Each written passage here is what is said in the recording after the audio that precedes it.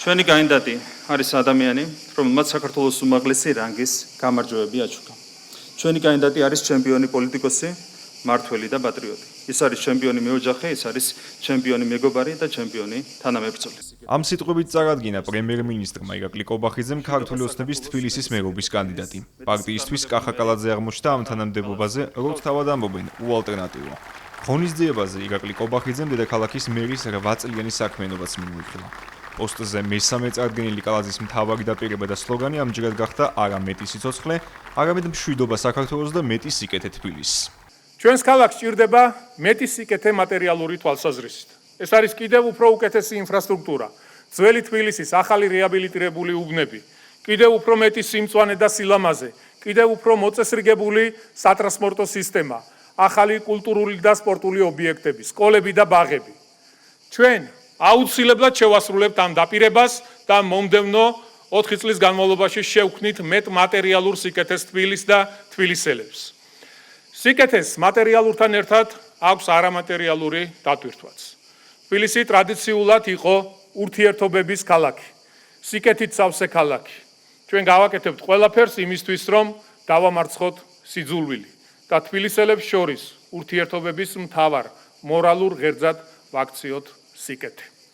წარდგენის ღონისძიებაზე თბილისის მოქმედ მერს განსახორციელებელ კონკრეტულ პროექტებზე არაფერი უთქვამს.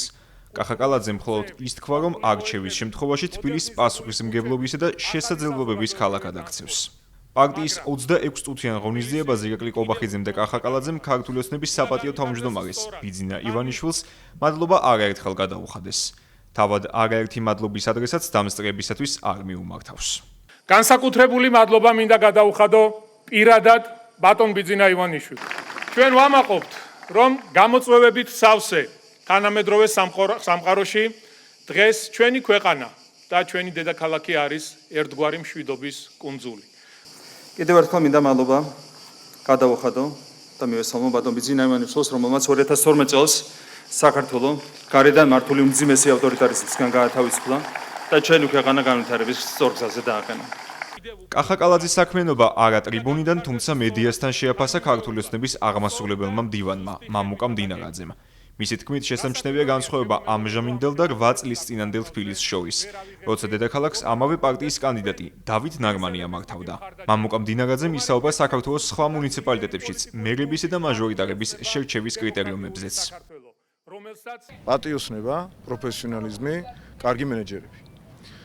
მე ვფიქრობ, რომ ჩვენ ნელ-ნელა უნდა ვიზრუნოთ ისეთ რაღაცეებზე, რაზე ფიქრის საშუალება ცოტა ნაკლებად ქონდა სხვა დროს. თბილისი ალბათ გახსოვთ 8 წლის წინ და დღეს. ხანდახან ვამბობთ ხოლმე, რომ ყოველდღიურად როცა უყურებთ, როგორ შენდება, როგორ ირგვება ნარგავები, როგორ ცოცხლდება ეს ქალაქი, ნენეა, ეს შეიძლება ისე შესამჩნევი არ იყოს ყოველდღიურ რეჟიმში, მაგრამ რომ გადავხედოთ ერთი წამით, გადავახვიოთ, რა იყო 8 წლის წინ, როცა კახა მერად აირჩია თბილისმა და აირჩიეს თბილისელებმა და დღეს უკვე ყველაფერს თავისი სახელი ერქმევა და დარწმუნებული ვარ, ამ ყველაფერზე დაშენებული მეტი წარმატება, მეტი სიკეთე ამ თბილისს ერთ-ორად წაადგება ამ ქალაქს, ჩვენს დედაქალაქს. მთაწმინდის პარკში ქართული ოცნების წინასაარჩევნო კამპანიის დაწყებას მინისტრთა კაბინეტის წევრები, პარლამენტის თავმჯდომარე, საკანონმდებლო ორგანოს, თბილისის საკრებულოსა და მერიის წარმომადგენლებიც დაესწნენ. კახა კალაძის მხარდასაჭერად მივიდნენ ხალხის ძალის დეპუტატებიც, პარტიის, რომელიც თავს ქართული ოცნების ოპოზიციას უწოდებს.